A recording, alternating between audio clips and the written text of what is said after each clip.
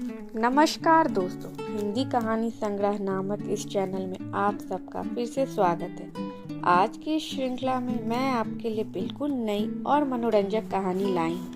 अगर कहानी पसंद आए तो चैनल को सब्सक्राइब जरूर करें। बहुत ही पुराने समय की बात है। सुजानपुर नाम का एक राज्य था। उस राज्य में प्रताप सिंह नाम का एक राजा राज्य करता था। वह बहुत ही दयालु और शांत स्वभाव का राजा था। राजा के इसी व्यवहार के कारण प्रजा उनसे काफी खुश रहती थी। प्रताप सिंह का एक ही बेटा था जिसका नाम कमल सिंह था।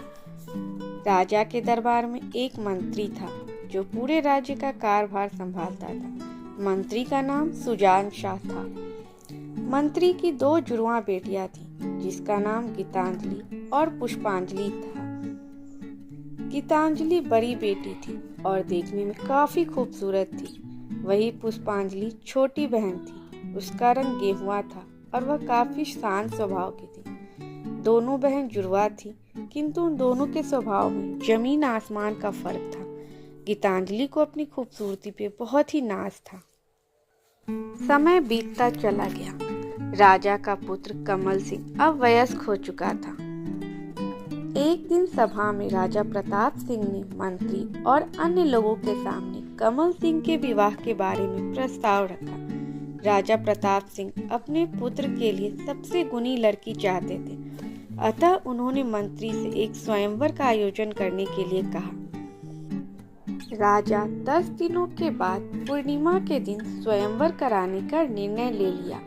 उन्होंने मंत्री से कहा कि यह बात पूरे राज्य में ढिंढोरा पिटवा दे कि राज्य की सभी लड़कियां इस स्वयंवर में भाग ले सकती हैं। कमल सिंह को जो लड़की पसंद आएगी उसी के साथ उनका विवाह किया जाएगा। इसी स्वयंवर के बाद कमल सिंह को राजा भी घोषित किया जाएगा।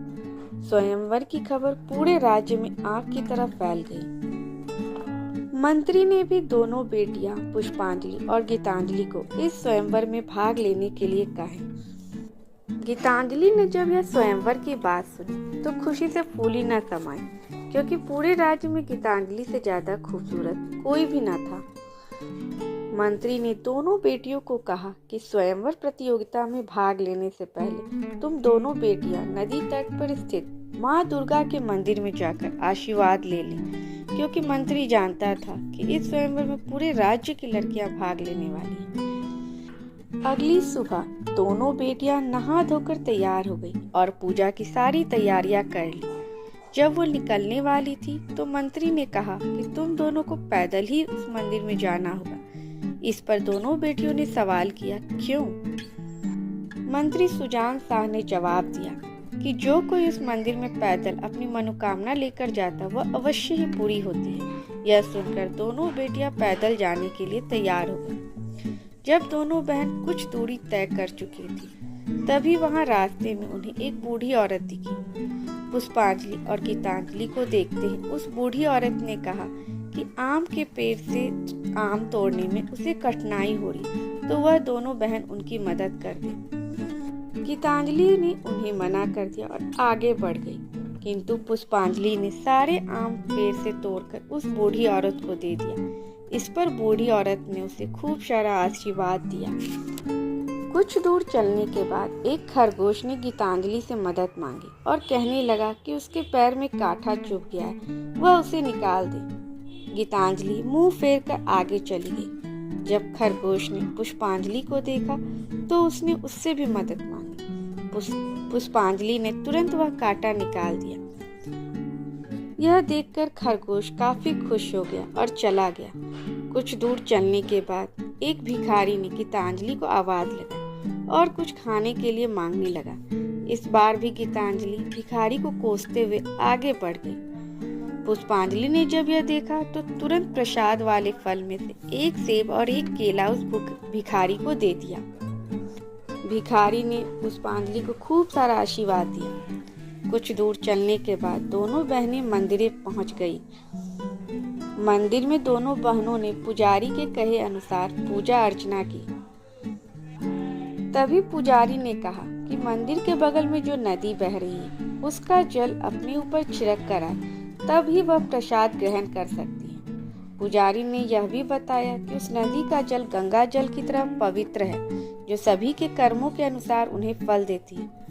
पुष्पांजलि और गीतांजलि यह सुनकर वह दोनों उस नदी के पास पहुंचकर उसका जल अपने ऊपर छिड़कने लगे कि तभी गीतांजलि का रंग गोरा से काला होने लग गया और दूसरी तरफ पुष्पांजलि का रंग गेहुआ रंग से गोरा होने लग गया। पुजारी ने जब यह देखा तो कहा, शायद ये तुम दोनों बहनों को अपने कर्मों का फल मिला है। यह सुनकर दोनों बहनें अपने घर वापस आ गई। जब स्वयंवर का दिन आया तो सभी लड़कियों ने उसमें भाग लिया। अंत में कमल सिंह ने पुष्पांजलि को अपने जीवन साथी के रूप में चुन लिया। फिर उन दोनों का बड़ी धूमधाम से शादी हो चुका। शिक्षा, सभी इंसानों को अपने कर्मों का फल भोगना पड़ता है, जैसा कर वैसा फल। आशा करती हूँ कि आप सबको यह कहानी बहुत पसंद आई होगी।